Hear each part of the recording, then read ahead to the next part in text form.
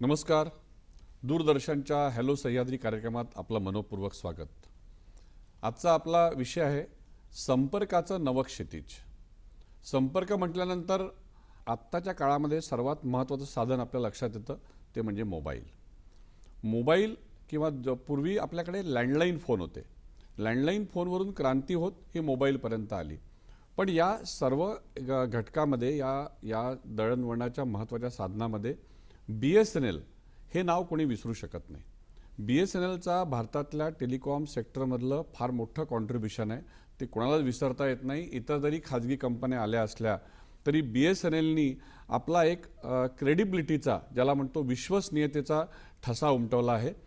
आज आपण BSNL नवीन युगासोबत स्पर्धा करताना काय काय नवीन गोष्टी घेऊन येत आहे किंवा काय काय नवीन गोष्टी त्यांनी आणल्या आहेत याविषयी आज आपण चर्चा करणार आहोत. आपल्या स्टुडिओत आले आहेत यश पानेकर. यश पानेकर हे प्रधान महाव्यवस्थापक आहे BSNLचे नागपूर डिस्ट्रिक्टचे. पानेकर सर, आपलं मनोपूर्वक स्वागत. नमस्कार. मला एक म्हणजे सगळ्यांनाच एक उत्सुकता असते की लँडलाईनपासून फोनची सुरुवात झाली आणि आता मोबाईलपर्यंत आले. मोबाईलमध्ये वेगवेगळी क्रांती झाली. तर या सगळ्या ह्याच्यामध्ये BSNLचं कॉन्ट्रीब्युशन आपण कसं सांगाल? सर्वप्रथम दूरदर्शनच्या सर्व सन्माननीय श्रोत्यांना मी माझ्यातर्फे अभिवादन करतो. महत्त्वाचं हे आहे की आपल्या देशामध्ये जी दूरसंचार क्षेत्रामध्ये जी क्रांती झाली ती विशेष करणं मी असं म्हणू शकतो की 2002-2003च्या नंतर खूप वेगाने झाली.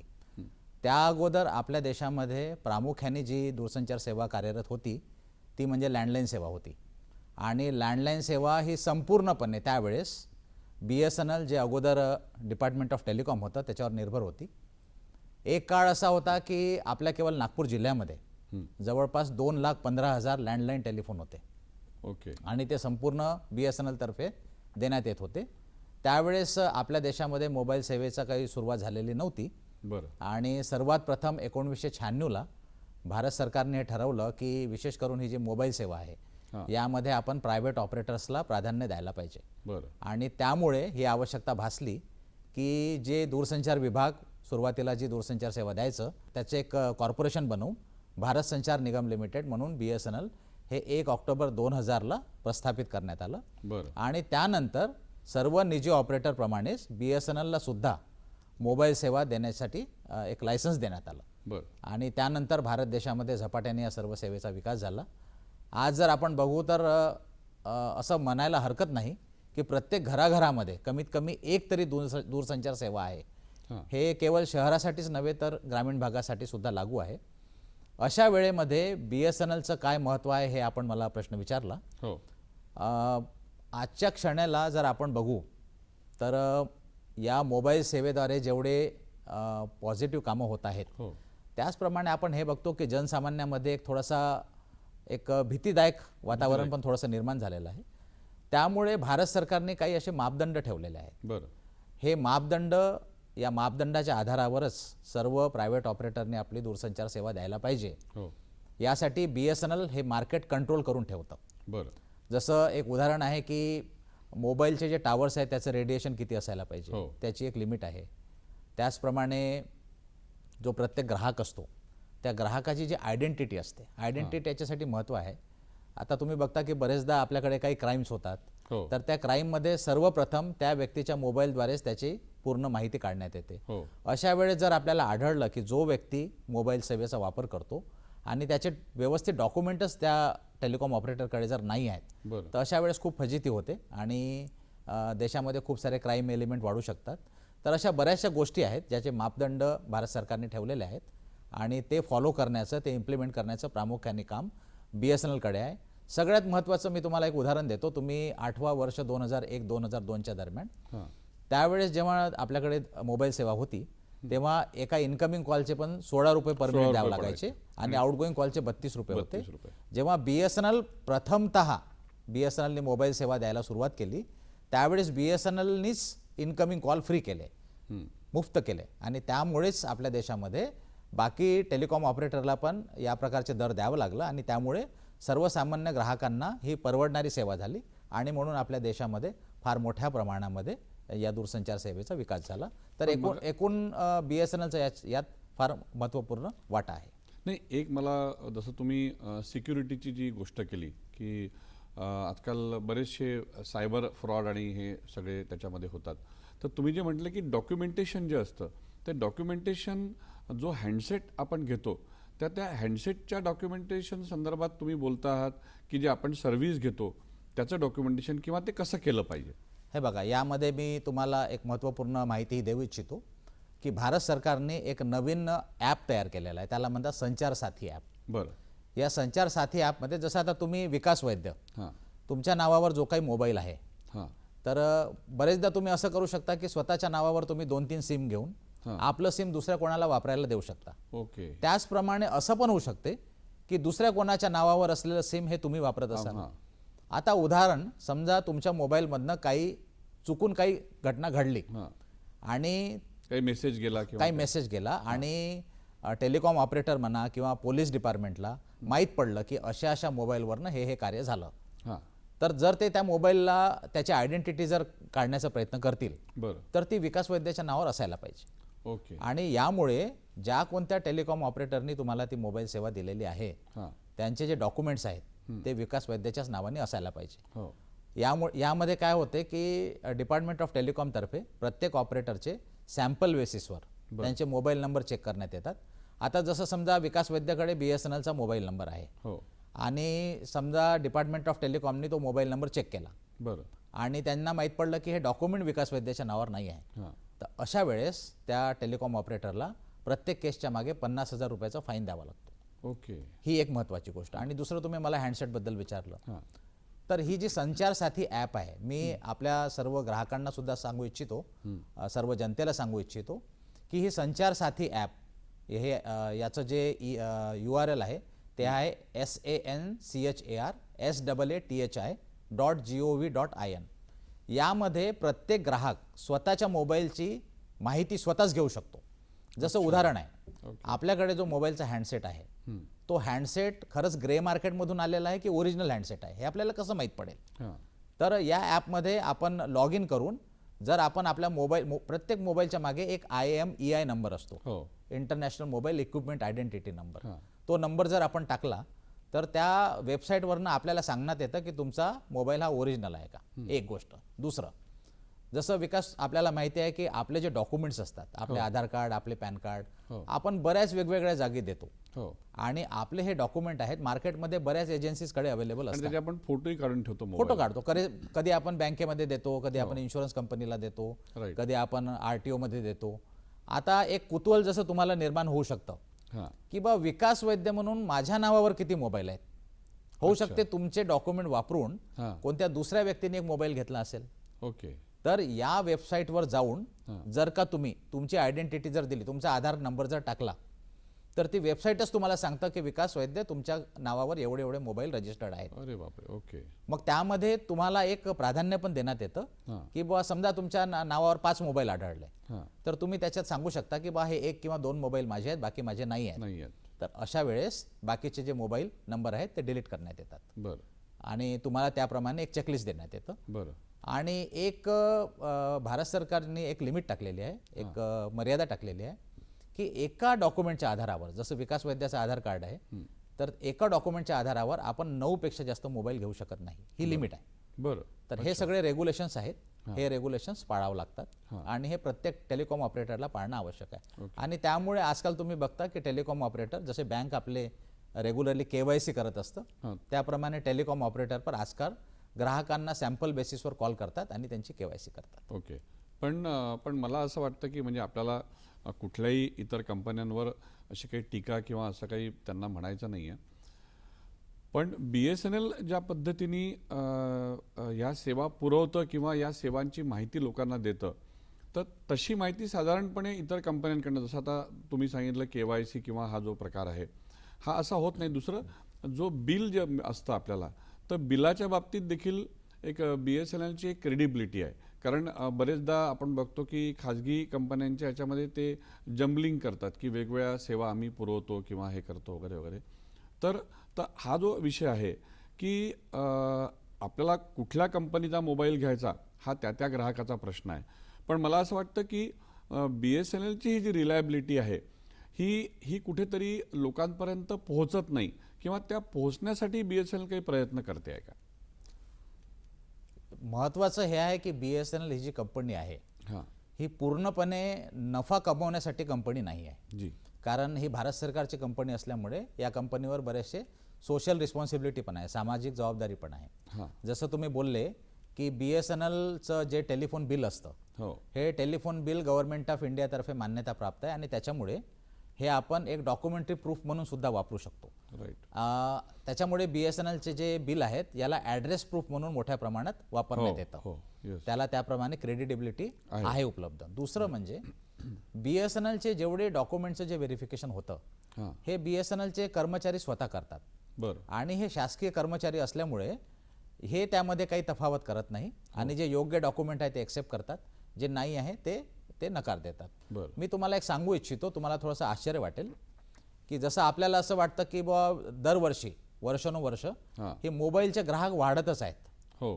पण जर मी तुम्हाला एक 2024 आणि 2025चा जर आकडा दिला बरं. तर 2024च्या डिसेंबर महिन्यापर्यंत जेवढे ग्राहक होते हां. त्याच्यातले एका वर्षानंतर जवळपास 1,10,00,000 एवढे ग्राहक कमी झाले. कमी झालं म्हणजे आता ओव्हरऑल हे आपल्याला थोडं आश्चर्य वाटतं. म्हणजे सगळ्याच मोबाईलचे. सगळेच मोबाईल म्हणजे BSNL चे असं नाही. सर्व ऑपरेटरचे मिळून मी तुम्हाला सांगतोय. अच्छा. म्हणजे आपल्या देशामध्ये 2024च्या अंतपर्यंत साधारणतः 122 करोड एकूण ग्राहक होते सर्व ऑपरेटरचे मिळून पूर्ण भारतामध्ये. हां. ते साधारणतः 121 करोडपेक्षा कमी झालेत, म्हणजे जवळजवळ 1.25 करोड ग्राहक कमी झालेत. त्याचं काय कारण? त्याचं मुख्य कारण हे होतं की ह्या ज्या संचार साथी ॲपबद्दल मी तुम्हाला सांगितलं, हां. या संचार साथी ॲपद्वारे खूप सारे रेग्युलेशन इम्प्लिमेंट करण्यात आले अच्छा. ओके. आणि बरेचसे जे अनऑथराइज्ड मोबाईल नंबर होते हां. ते भारत सरकारतर्फे डिस्कनेक्ट करण्यात आले. कोणाचे एक्स्ट्रा मोबाईल नाव एक्स्ट्रा मोबाईल होते, 9 पेक्षा जास्त होते, अच्छा. त्यांचे ॲड्रेस प्रूफ बरोबर नव्हते. आता एक सिंपलशी गोष्ट असते, समजा म्हणजे आम्ही कंपनी म्हणून काय करतो, आम्ही समजा तुम्हाला कॉल करू, हो. आमच्याकडे तुमचे डॉक्युमेंट पहिलेपासून असतात, आम्हाला माहीत असतं की हा पर्टिक्युलर मोबाईल नंबर हा विकास वैद्याच्या नावावर आहे, तर आम्ही तुम्हाला कॉल करतो. कॉल केल्यावर आम्हाला हे माहिती नाही की तुम्ही विकास वैद्य आहे, तर आम्ही सर्वप्रथम कॉल करून तुम्हाला विचारतो की आपण कोण बोलत आहात. जर तुम्ही म्हटलं की मी विकास वैद्य बोलतोय तर आम्हाला पुष्टी होऊन जाते की बुवा हा ग्राहक बरोबर आहे. ओके. समजा तुम्ही दुसरं नाव सांगितलं तर आम्ही तुम्हाला सहज विचारतो की तुमचा विकास वैद्याशी काही परिचय आहे का, काही नातं आहे का, ओळखता का. जर तुम्ही थोडी ओळख पाळख दाखवली तरी आम्ही मानून घेतो की चला हे संबंधित आहे, कनेक्टिंग आहे. कनेक्टिंग आहे. पण जर तुम्ही काहीच नाही दाखवलं तर मग तो आमच्या ग्रे लिस्टमध्ये येऊन जातो.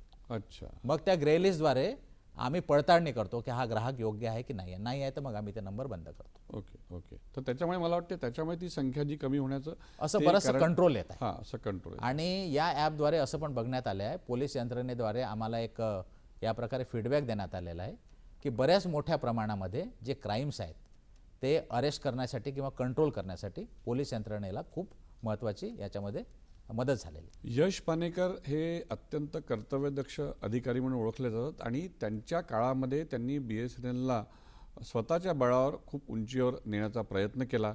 ऑप्टिकल फायबर नेटवर्क जे असतं ते अत्यंत रिमोट एरियामध्ये जाऊन त्यांनी हे केलेलं आहे. आपण त्याच्यावर चर्चा करूच.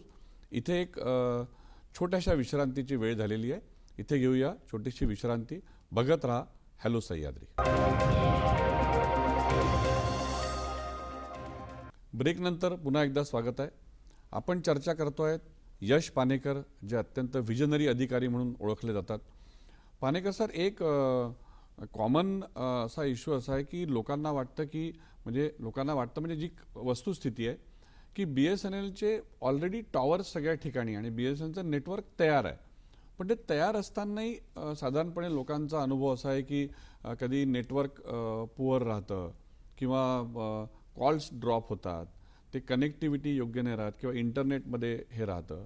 तर याच्याबद्दल एक थोडीशी उत्सुकता लोकांमध्ये आहे आणि खूप लोक BSNLशी अगदी काय म्हणतात, त्यांना BSNLशी नातं ते जोडून आहेत. त्याच्यामुळे त्यांना असं वाटतं की BSNLनी सर्व्हिस द्यावी, आम्हाला दुसरीकडे जायची गरज नाही. तर याच्यावर तुम्ही काय सांगाल? नाही, तुमचा जी क्युरिओसिटी किंवा जो प्रश्न आहे तुमचा, त्याच्याशी मी पूर्णपणे सहमत आहे. कारण जसं मी तुम्हाला सांगितलं की 2000च्या पूर्वी एक काळ असा होता की जेव्हा प्रत्येक घरामध्ये जी काही दूरसंचार सेवा होती ती केवळ आणि केवळ फक्त BSNLची होती. हो. त्यामुळे त्या लोकांशी जे नातं होतं ते जसं लँडलाईन कनेक्शन जसं वेळोप्रमाणे कमी होत गेले, त्याप्रमाणे हळूहळू BSNLचं त्या सन्मान्य ग्राहकांसोबत नातं थोडं दूर झालं. बरं. आणि कालांतराने असं झालं की जेवढ्या मोबाईल ऑपरेटर्सनी मोबाईल सेवा द्यायला सुरुवात केली तर BSNLचं जे मार्केट शेअर होतं ते सिग्निफिकंटली कमी झालं. ओके. तुमचं म्हणणं बरोबर आहे की इन्फ्रास्ट्रक्चरच्या दृष्टीने जर आपण बघितलं तर सर्वाधिक इन्फ्रास्ट्रक्चर हे BSNLकडेच आहे. आता राहिला प्रश्न की आपल्याकडे एवढे टावर असताना सुद्धा आणि एवढं तंत्रज्ञान असताना सुद्धा आपल्या मोबाईल सर्व्हिसेसमध्ये एवढी क्वालिटी का नाही, एवढी गुणवत्ता का नाही. सगळ्यात महत्त्वाचं असं आहे की हे जे टेलिकॉम टॉवर्स आहेत, मी तुम्हाला सांगू इच्छितो की 2000च्या पूर्वीसुद्धा बरेचसे टावर होते. त्यावेळेस आपण मोबाईल सर्व्हिस नव्हतो देत, पण एका शहराला दुसऱ्या शहराशी जोडण्याचं जे महत्त्वाचं काम आहे ते आपण टावरद्वारेच करायचो. पण ते टावर केवळ एक काही त्याची संख्या फार कमी होती आणि काही मर्यादित जागीच होते. बरं. या मोबाईल सेवेचं वैशिष्ट्य असं आहे की याला पहिले सॅटेलाईट इमेजद्वारा याचा पूर्ण एक सर्वे केला जातो. बरं. आणि मग टावर कुठे कुठे असायला पाहिजे त्याप्रमाणे आपण ज्याला लॅटिट्यूड लॉन्जिट्यूड म्हणतो, लॅटलॉंग म्हणतो, ते ठरवण्यात येतं. आणि त्याच्या साधारणतः 100-150 मीटरच्या आसपासच्या क्षेत्रामध्ये आपल्याला टावर पाहिजे असतो. आता हे टावरच असणं असं दोन टावर मधले डिस्टन्स वगैरे तोही भाग असतो का त्याच्यामध्ये? याच्यामध्ये कसं आहे की टावर महत्वाचं नसतं. त्या टावरवर आपण एक एंटिना लावतो. अच्छा. आणि जेव्हा आपण सर्वे करतो तेव्हा त्या एंटिनाची जमिनीपासून किती उंची असायला पाहिजे हे आपण पहिल्यांदा ठरवतो. बरं. समजा त्या उंचीची जर बिल्डिंगच आपल्याला मिळाली आसपास तर बिल्डिंगवर एक छोटासा पोल लावून पण आपलं काम होऊन जातं. बरं. आणि नसेल तर मग आपल्याला टावर लावता येतं. भारतामध्ये जी टावरची जी ॲक्च्युअली गरज होती ती खूप जास्त होती आणि कोणत्याही टेलिकॉम ऑपरेटरला स्वबळावर हे सर्व टावर लावणे काही शक्य नव्हते. त्यामुळे भारतामध्ये एक नवीन लायसन्सेस देण्यात आले, त्यांना म्हणतात infrastructure provider. Infrastructure telecom infrastructure provider. म्हणजे ते फक्त टेलिकॉम ऑपरेटरसाठी लागणारं इन्फ्रास्ट्रक्चर देतील. म्हणजे बिल्डिंग देतील, लँड देतील, टेलिकॉम टॉवर देतील, त्याला इन्स्टॉल करतील स्वतःच्या खर्चावर. आणि त्यांना हे मॅन्डेट होतं की त्यांनी लावलेलं इन्फ्रास्ट्रक्चर हे ते प्रत्येक ग्राहकाला देऊ शकतात. बरं. तर त्यामुळे BSNLनी स्वबळावर काही खूप टावर लावलेले नाही सुरुवातीच्या काळामध्ये.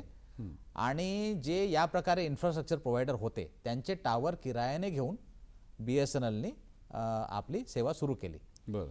आता नजीकच्या काळामध्ये विशेष करून 2023च्या नंतर भारत सरकारने BSNLमध्ये फार मोठ्या प्रमाणे इन्व्हेस्टमेंट केलेलं आहे.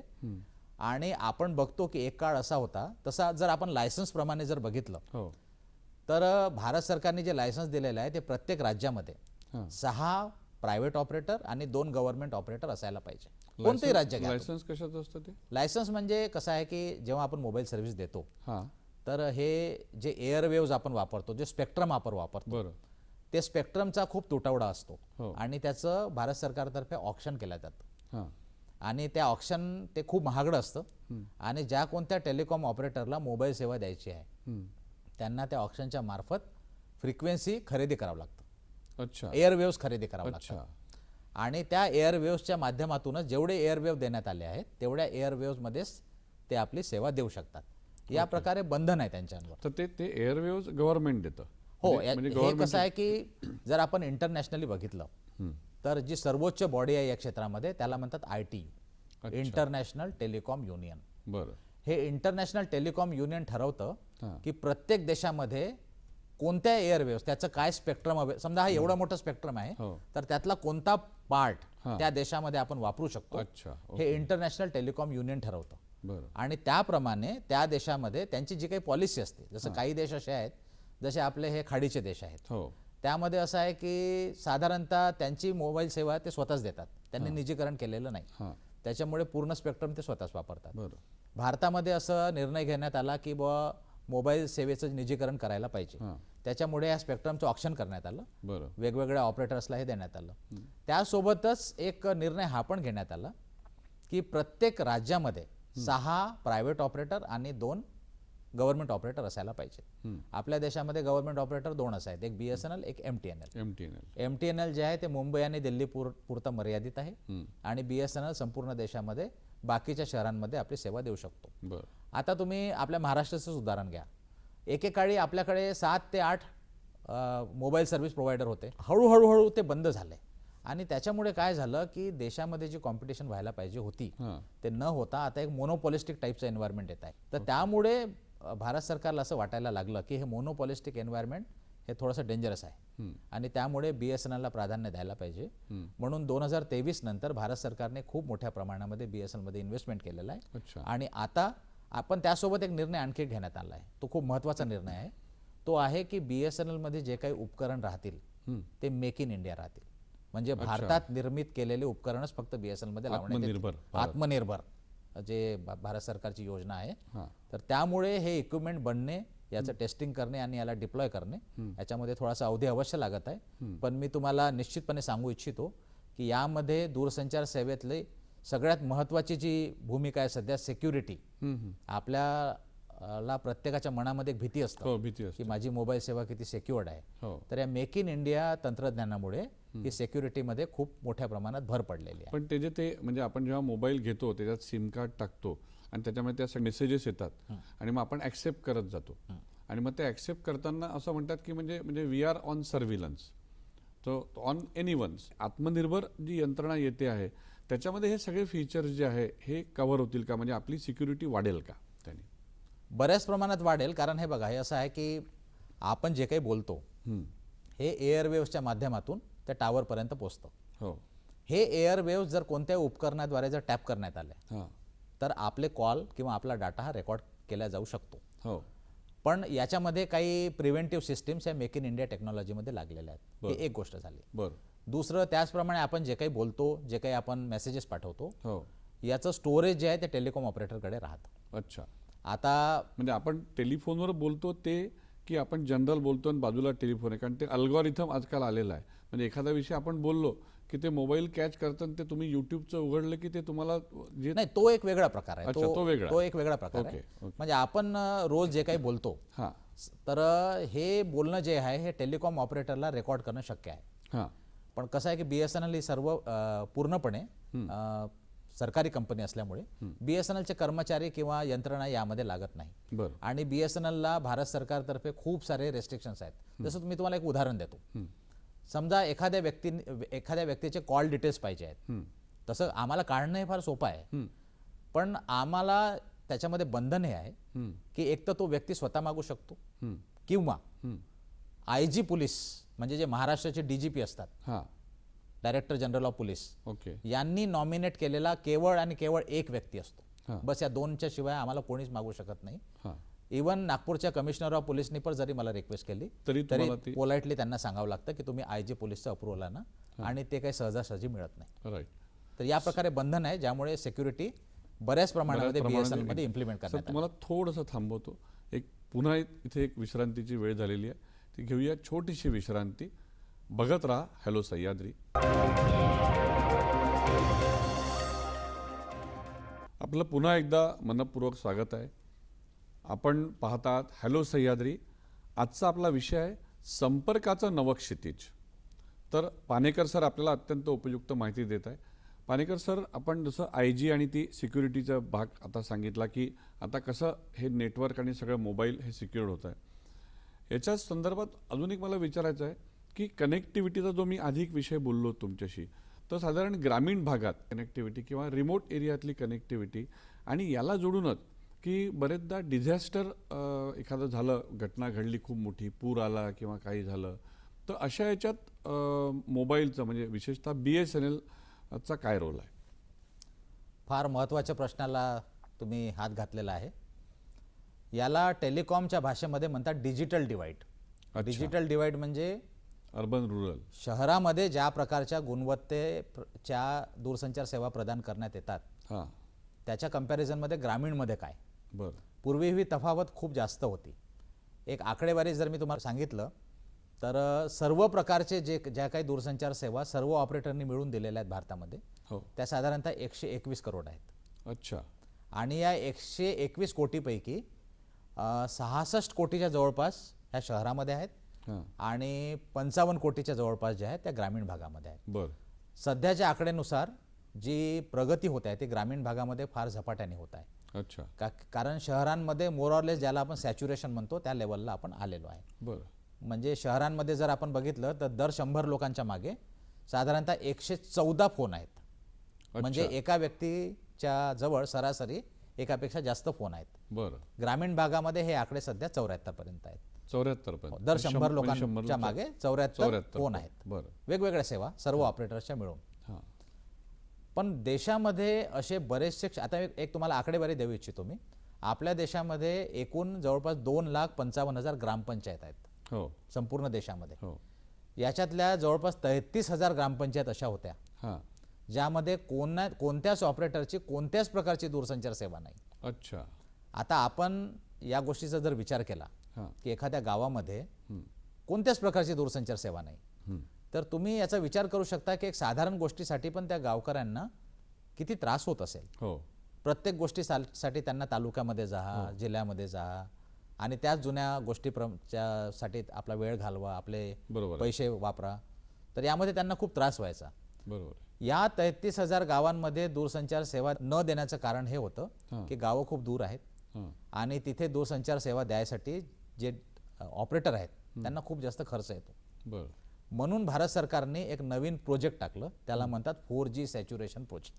4G saturation project. बरं. 4G सॅच्युरेशन या शब्दाचा अर्थ असा आहे की आपल्या देशामध्ये जर कोणतीही मोबाईल सेवा आता प्रदान करण्यात येते तर मिनिमम 4G लेवलची राहायला पाहिजे. बरं. सॅच्युरेशनचा अर्थ असा आहे की देशाच्या कानाकोपऱ्यामध्ये ती सेवा सॅच्युरेट व्हायला पाहिजे. अच्छा. म्हणून त्याचं नाव दिलेलं आहे 4G सॅच्युरेशन. एकूण 33,000 पैकी आपल्या नागपूर जिल्ह्यामध्ये जर आपण बोललो तर 121 ग्रामपंचायत अजूनही अशा आहेत जिथे कोणत्याच प्रकारे कोणतीच दूरसंचार सेवा नाही. नागपूर जिल्ह्यात. नागपूर जिल्ह्यामध्ये. अच्छा. पण हे कार्य BSNLला देण्यात आलं होतं. बरं. आणि मला सांगताना फार आनंद होतो की याच्यामधल्या 115 गावांना BSNLने 4G टावरद्वारे जोडलेलं आहे. अच्छा. एक उदाहरण तुम्हाला जर सांगतो, फक्त 6च गावं राहिले. 6च राहिलेत. आणि पूर्वी हे फक्त ग्रामपंचायत पुरतं मर्यादित होतं. आता गव्हर्नमेंटने एक पाऊल आणखी पुढे टाकलं की बरेचसे क्षेत्र असे असतात जे धार्मिक स्थळं असतात, प्रेक्षणीय स्थळं असतात, दुसऱ्या प्रकारे महत्त्वाचे असतात, ते ग्रामपंचायत नसतात पण तिथे सेवेची आवश्यकता असते. तर ही सेवा आणखी वाढवण्यात येत आहे. जसं आता मी तुम्हाला एक उदाहरण देतो. आपलं हे जे पेंचचं जे जंगल आहे आपल्यासाठी एक फार म्हणजे महत्त्वपूर्ण आहे. पेंचचं जंगल. बरोबर आहे. नजीकच्या काळामध्ये असं होतं की पेंचच्या जंगलाच्या आतमध्ये जर आपण गेलो तर आपल्या नेटवर्क चाललं जायचं. मागच्या 6 महिन्यामध्ये BSNLने तिथे जवळपास 7 मोबाईल टावर जे आहेत ते पेंचच्या जंगलाच्या आतमध्ये कार्यान्वित केलेले आहेत. अरे बापरे. तिथे ढवळापूर झालं आणि असे महत्त्वाच्या ज्या जागा आहेत, कोलितमारा झालं, कुवारा भिवसेन झालं, हे महत्त्वाच्या जागा आहेत. या जागेमध्ये BSNLने आपले टावर प्रस्थापित करून मोबाईल सेवा दिली आहे. एक दुसरं महत्त्वाचं म्हणजे ही मोबाईल सेवा देताना ते जे टावर आहेत त्यांना आपल्याला ऑप्टिकल फायबर केबलने जोडावं लागतं. अच्छा. तर या जंगलात आपण ऑप्टिकल फायबर केबल सुद्धा टाकलेत. आणि या ऑप्टिकल फायबरच्या जाळ्यांनी एक फायदा असा होतो, एकीकडे तर मोबाईल सेवा आहे, ही एक गोष्ट झाली.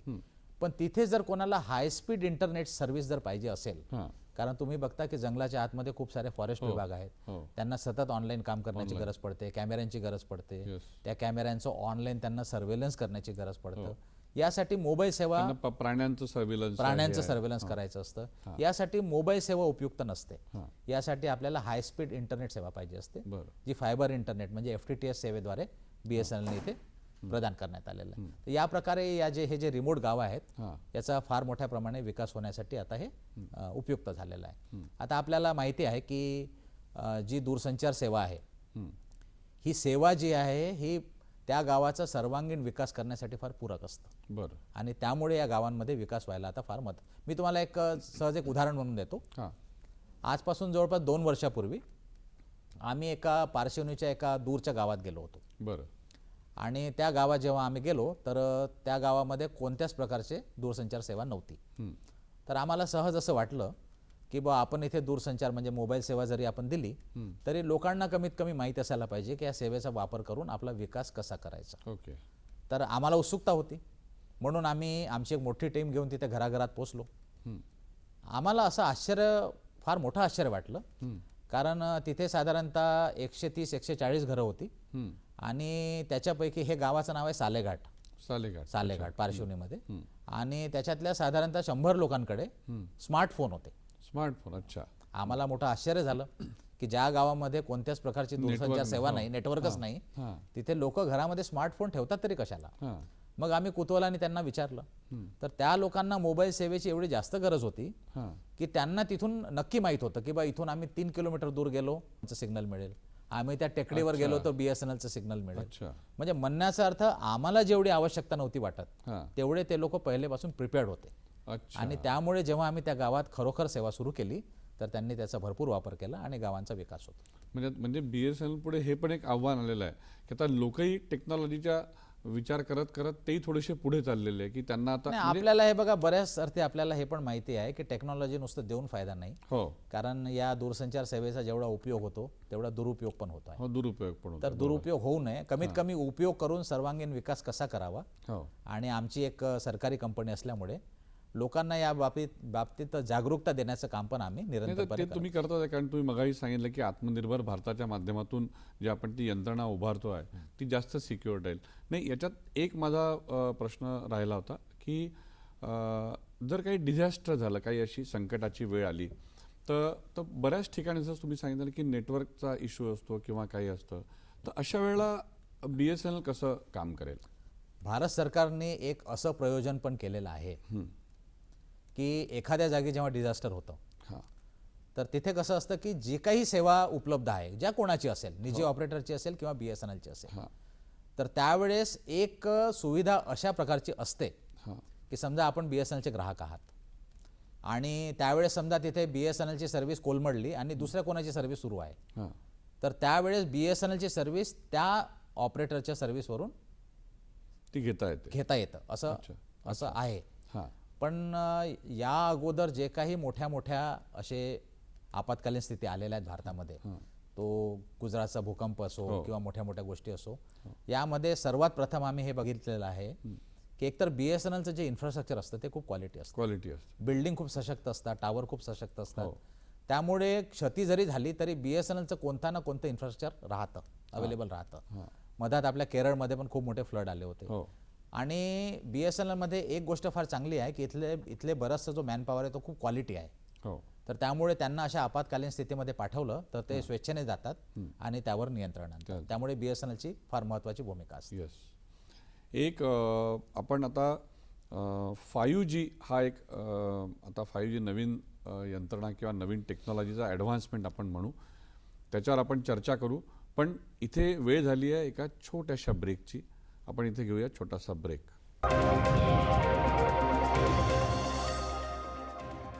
ब्रेक नंतर आपलं स्वागत आहे.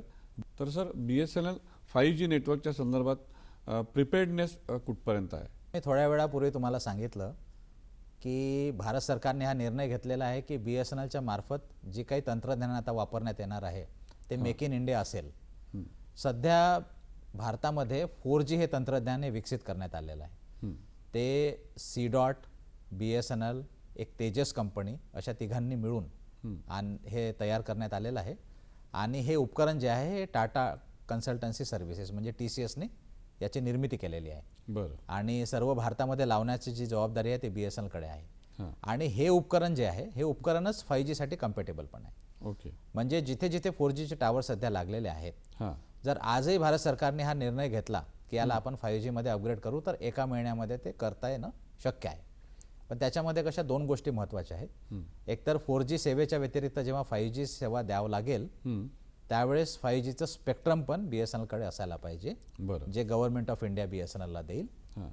आणि त्याच्या व्यतिरिक्त पहिल्यांदा 4Gची सेवा जी आहे ती सर्व जागी येऊन त्याची व्यवस्थित क्वालिटी व्हायला पाहिजे. समजा 4Gची क्वालिटी जर व्यवस्थित राहिली नाही आणि त्याच टावरवर जर आपण 5Gची सेवा दिली तर त्याची पण क्वालिटी तेवढी व्यवस्थित राहणार, खराब होईल. तर या प्रकारे BSNLचं धोरण आहे. सरकारच्या योजनेनुसार असं आपण अपेक्षा करू शकतो की या वर्षाच्या अंतपर्यंत अच्छा 5Gची सेवा BSNL द्वारे देण्यात येऊ शकते. डिसेंबर ते जानेवारी असं अपेक्षित 2027 आहे. हो. असं एक जनरल in general. त्याच्यामध्ये. सर एक महत्त्वाचा प्रश्न असा आहे की ऑप्टिकल फायबर नेटवर्क जे असतं त्याच्यात तुम्ही खूप काम केलेलं आहे, तर त्याची थोडीशी माहिती लोकांना द्या, कारण त्याच्याबद्दल फार जागृती नाही आहे. हे बघा, मोठ्या प्रमाणामध्ये जर आपण बघितलं तर ह्या ज्या दूरसंचार सेवा आहेत याचं विभागीकरण 2 प्रकारे करण्यात येतं. एक तर वायर्ड सेवा आणि एक वायरलेस सेवा. वायरलेसमध्ये प्रामुख्याने मोबाईल येतं, पण वायर्ड सेवा ज्या सुरुवातीपासून लँडलाईन सेवा होती, तर ह्या लँडलाईनमध्ये एकेकाळी ह्या लँडलाईनचा जो नंबर आहे हा त्या व्यक्तीची एक ओळख म्हणून पण होती. हो, पण जसं जसं लँडलाईन सेवा बंद झाली तर लोकांच्या मनामध्ये कुतूहल झालं की बाबा या माझ्या टेलिफोन नंबरचं काय होणार. त्यामुळे त्याची पर्यायी सेवा म्हणून एक हाय स्पीड फायबर इंटरनेट सेवा देण्यात आली. त्याचं नाव आहे FTTH. बरं. म्हणजे एखाद्या व्यक्तीला आपल्या त्याच लँडलाईन नंबरवर तोच लँडलाईन नंबर ठेवून जर इंटरनेट सेवा पण घ्यायची असेल तर तो FTTHची सेवा घेऊ शकतो. बरं. हे बघा, जी वायरलेस सेवा म्हणजे आपली जी मोबाईल सेवा आहे ही आपल्या सामान्य कार्यासाठी ठीक आहे, बोलचालीसाठी ठीक आहे, थोडाफार डाटा पाठवण्यासाठी ठीक आहे. पण त्या डाटाची जर सिक्युरिटी बघितलं आपण किंवा त्याची रिलायबिलिटी बघितलं, जसं आपण एखादा बिझनेस करतोय किंवा काही महत्त्वाचं काम करतोय किंवा काही VC करतोय महत्त्वाची, तर त्यासाठी आपल्याकडे एक हाय स्पीड इंटरनेट सेवा असणं हे आवश्यक आहे. बरं. हाय स्पीड इंटरनेट सेवेसाठी फार आवश्यक आहे ते आहे ऑप्टिकल फायबर सर्व्हिस. बरं. जसं एखाद्या मोबाईलमध्ये जर आपण बघितलं तर जी मॅक्सिमम स्पीड आपल्याला मिळते ती साधारणतः 10-12 MB पर्यंत आपल्याला मिळू शकते. पण हाय स्पीड इंटरनेटद्वारे आपण 1000 MB पर्यंतची स्पीड घेऊ शकतो. नागपूरमध्ये पण काही ग्राहक BSNLने असे दिलेले आहेत ज्यांनी 1000 MB पर्यंतची स्पीड घेतलेली आहे. पण ते फार महागडं असतं का? खूप महागडं नसतं. त्याचे प्लान साधारणतः आपण म्हणू शकतो की 399 रुपयापासून सुरू होतात आणि जशी जशी आपण स्पीड वाढवली तसे तसे ते प्लान वाढत जातात. अच्छा. यासाठी आवश्यक असते ऑप्टिकल फायबर. बरं. भारतामध्ये BSNLचं जवळपास 8.5 लाख किलोमीटर एवढं ऑप्टिकलचं जाळं आहे, ऑप्टिकल नेटवर्कचं जाळं आहे. आणि नजीकच्या काळामध्ये BSNLने एक नवीन प्रोजेक्ट सुरू केलं होतं त्या गावागावामध्ये. त्यासाठी एक BBNL नावाचे नवीन डिपार्टमेंट पण स्थापन करण्यात आलेलं आहे आणि त्याच्या माध्यमातून आणखी जवळपास 9.5 लाख किलोमीटर केबल हा गावागावामध्ये टाकण्यात आलेला आहे. बरं. आज आपण असं म्हणू शकतो की तुम्ही कोणतीही ग्रामपंचायत घ्या, त्या ग्रामपंचायत लेवलपर्यंत आणि बऱ्याच गावांमध्ये सुद्धा BSNLचं अंडरग्राऊंड ऑप्टिकल फायबर केबल आहे. तर हे जाळं असणं आवश्यक आहे आणि त्याचं रेग्युलर मेंटेनन्स असणं फार आवश्यक. त्या जुन्या वायर ज्या आपल्या होत्या त्याच आहेत की आता हे नवीन नेटवर्क आपण तयार? हे बघा, सगळ्यात पहिले BSNLने जे ऑप्टिकल फायबर केबल टाकलं होतं ते साधारणतः 1982-83 साली टाकलं होतं. अच्छा. अरे बाबा. आणि याची जी लाईफ आहे ती साधारणतः 15 ते 20 वर्ष असते. बरं. पण याच्यामध्ये आपल्या देशामध्ये आणखीन एक खूप मोठा प्रॉब्लेम आहे. कारण हे जे आपण केबल टाकतो हे आपल्याला कोणत्या ना कोणत्या सरकारी जमीनमध्येच टाकावं लागतं. आपण प्रायव्हेट जमीनमध्ये टाकू शकत नाही. बरं. आणि सरकारी जमीन म्हटली की जास्तीत जास्त प्रमाणामध्ये आपण त्याला रोडच्या बाजूने टाकतो. रोडच्या बाजूला एक 2 ते 3 मीटरचा जो युटिलिटी कॉरिडॉर असतो त्याच्यामध्ये रोड ऑथॉरिटीची परमिशन घेऊन आपण तिथे तो केबल टाकत असतो. पण आपल्या देशामध्ये तेवढ्याच मोठ्या प्रमाणामध्ये रस्त्यांचं रुंदीकरण पण होत आहे, खूप मोठं कन्स्ट्रक्शन होतं आणि त्यामुळे ब्रिजेस बांधले जातात, अंडरग्राऊंड टनलिंग काढलं जातं. त्यामुळे BSNLच्या ऑप्टिकल फायबर केबलला पण सतत क्षती होत राहतं. त्यामुळे याचं मेंटेनन्स करणं पण हे एक चॅलेंजिंग काम असतं. सरासरी जेवढा केबल असतो त्याच्या 5 ते 7% एवढं नवीन काम आपल्याला त्या केबलच्या मेंटेनन्ससाठी दरवर्षी करावं लागतं. अच्छा. सरासरी. ओके. पण मग आता जे लँडलाईन जे फोन जी पूर्वी जी क्रेज होती तर ते आता लँडलाईन फोन म्हणजे काही लोकांचं म्हणणं असं की पुन्हा आपल्याला लँडलाईन फोन मिळतील का, किंवा म्हणजे they want to go back to that era. तर आता असं काही लँडलाईन फोन तर एखाद्या नवीन टेक्नॉलॉजी सहित आपण म्हणजे इंट्रोड्यूस करतोय का? एक थोडंसं मी तुम्हाला सांगू इच्छितो की आपल्या देशामध्ये जे काही आपण एक्सेप्ट करतो, अडॉप्ट करतो, हे थोडंसं पाश्चात्य देशाची आपण कॉपी करतो. बरं. जर मी तुम्हाला युरोपियन देशांबद्दल जर एक बोलू इच्छितो तर युरोपियन देशामध्ये हे सत्य झालेलं आहे. म्हणजे आजपासून 10 ते 15 वर्षापूर्वी त्यांच्याकडे मोबाईलचा फार झपाट्याने विकास झाला होता आणि कालांतराने तो कमी झाला. कमी झाला. आणि त्यांनी एक नवीन सेवा सुरू केली, त्याला म्हणतात IMPCS, हां. Inter mobile personal communication system. बरं. म्हणजे जसं आता तुम्ही विकास वैद्य, तुमच्याकडे कदाचित एक लँडलाईन असेल, एक मोबाईल असेल, कोणाकडे एक टेलेक्स असेल, खूप साऱ्या सर्व्हिसेस असतात. हो. पण आता कसं आहे की प्रत्येक वेळेस प्रत्येक सर्व्हिस वापरणं हे शक्य नाही. हां. जसं आता तुम्ही इथे बसलेले आहात हां. आणि समजा तुम्हाला माहिती आहे की बा या क्षणी मला फक्त व्हॉइस कॉल करायचे आहेत, हो. तर तुमची आणि माझी चॉईस ही राहील की माझे जास्तीत जास्त व्हॉइस कॉल हे लँडलाईनवर व्हावे. बरं. आता बरेचदा समजा तुम्ही तुमच्या ऑफिसमध्ये बसलेले असता, हो. तुमच्या बाजूला लँडलाईन असतो, हो. खिशात मोबाईल असतो, पण तुमचे सर्व कॉल तुमच्या मोबाईलवरच येतात, हो. लँडलाईनवर येत नाही. येत नाही. पण तुम्हाला असं व्यक्तिगतपणे वाटतं की नाही बा माझे व्हॉइस कॉल माझ्या, तर landline त्यावेळेस काय असतं, ती सेवा अशी आहे हां. की तुमच्याकडे ग्राहक म्हणून एक चॉईस असतो. हां. तुम्ही काहीतरी एक कमांड देता आणि ते कमांड दिल्यावर तुमच्या मोबाईलमध्ये असो की फॅक्समध्ये असो की टेलेक्समध्ये असो की ईमेलमध्ये असो, कोणताही व्हॉइस कॉल आला तर तुमच्या चॉईसप्रमाणे तो प्रत्येक व्हॉइस कॉल तुमच्या लँडलाईनवर येतो. अच्छा. त्यांनी काय तुम्हाला खूप सुविधा होतं. एक गोष्ट. दुसरी गोष्ट, सध्याचा काळ जो आहे भारतामध्ये, याच्यामध्ये आपण बघतो की लोक मोबाईलच्या मागे असे झपाटलेले आहेत. हो. म्हणजे आपलं जे बाकीचं आयुष्य आहे ते खूप सारं कॉम्प्रोमाइज करू. आपण त्या सेवेचा उपयोगपेक्षा मी म्हणू शकतो दुरुपयोग जास्त, ओव्हर यूज झालेला आहे. खूप जास्त होत आहे आणि मी असं म्हणू शकतो खूप मोठ्या प्रमाणात मिसयूज होत आहे. हां. जसं आता तुम्ही बघता की बरेचदा आपण एक चार चौघांमध्ये बसलेलो असतो, त्याच्यातला इक्का दुक्का व्यक्ती असा असतो की तो त्या चार चौघांमध्ये मिसळण्यापेक्षा तो स्वतःच जो आहे आपल्या मोबाईलमध्ये बिझी असतो. रस्त्यांमध्ये पण आपण बघतो की कितीतरी, विशेष करून जे यंगस्टर्स आहेत, हो. ते एका हाताने गाडी चालवत असतात, दुसऱ्या हातात मोबाईल असतो. मोबाईल बघतो. Yes. तर या प्रकारे मोबाईल सेवेचा दुरुपयोग पण खूप होतो आहे. हां. तर युरोपियन देशांनी याची जाणीव होती त्यांना, हां. म्हणून बा एवढा दुरुपयोग होऊ नये म्हणून त्यांनी हा IMPCS सेवेचा निर्माण केला. आपण अपेक्षा करू शकतो की आपल्या भविष्यामध्ये, याच्यामध्ये निकट भविष्यामध्ये भारतामध्ये पण असं काहीतरी होईल ओके. आणि आपण आपल्या जीवनाचा मोबाईलच्या व्यतिरिक्त संपूर्ण आनंद घेऊ. आता BSNL उत्पन्न वाढवण्यासाठी काय करत आहे तर ते आपण जाणून घेऊया, पण ब्रेक नंतर. इथे घेऊया छोटासा ब्रेक. आपण कुठेही जाऊ नका, बघत राहा हॅलो सह्याद्री. विश्रांतीनंतर आपलं स्वागत आहे. आपण पानेकर सरांशी चर्चा करत होतो ती आता BSNL त्यांचं महसूल किंवा रेव्हेन्यू वाढवण्यासंदर्भात काय स्टेप घेत आहे सर? हे बघा, BSNL ही 2000 साली कंपनी बनली. एक काळ असा होता की जवळपास 100% हे मार्केट शेअर BSNLचं होतं, जेव्हा मोबाईल सेवेचे निजीकरण झालेलं नव्हतं. आणि मला ह्या गोष्टीचा फार अभिमान वाटतो की आज 25 वर्षापेक्षा जास्त काळ गेलेला आहे. आपल्या भारत देशामध्ये कदाचित हे एकमेव उदाहरण आहे की जिथे एक गव्हर्नमेंट डिपार्टमेंट नंतर सरकारी कंपनी बनली आणि आज मोठ्या मोठ्या प्रायव्हेट ऑपरेटरसोबत कॉम्पिटिशन करून सुद्धा स्वतःचं अस्तित्व टिकवलेलं आहे. राईट. BSNLच्या मार्केटमध्ये असल्यामुळे आपल्या देशामध्ये मी म्हणू शकतो की सर्व दूरसंचार सेवा ही फार किफायती आहे, फार परवडण्यासारखी आहे. आणि पूर्ण विश्वमध्ये जर आपण बघितलं तर सर्वात स्वस्त जी दूरसंचार सेवा आहे ती भारतामध्ये आहे. याच्यामध्ये BSNLचा फार महत्त्वाचं योगदान आहे. पण हे सर्व करत असताना एवढं मार्केट शेअर गमावल्यानंतर स्वाभाविकपणे BSNLचा जो खजिना आहे त्याच्यावर भार पडणार आणि त्यामुळे BSNLला जे मोबाईल, लँडलाईन किंवा फायबर इंटरनेट याच्या व्यतिरिक्त दुसरे सोर्सेस शोधण्याची गरज पडली की ज्यातून BSNL खूप रेव्हेन्यू घेऊ शकेल. जर मी नागपूरचं उदाहरण दिलं तर एकेकाळी नागपूरमध्ये लँडलाईन फोन जे आहे ते 2,15,000च्या जवळपास होते. आज ते 10,000पेक्षा कमी. नागपूर जिल्ह्यामध्ये? नागपूर जिल्ह्यामध्ये. अच्छा. आज ते 10,000पेक्षा कमी आहेत. तर म्हणण्याचा अर्थ हे की ती लँडलाईन सेवा देण्यासाठी जे भूमिगत कॉपर केबल टाकण्यात आले होते मोठे मोठे, ते कॉपर केबल आता बऱ्याच प्रमाणामध्ये, मोठ्या प्रमाणामध्ये ते कॉपर केबल आता स्पेअर झालेले आहेत, रिकामे झालेले आहेत.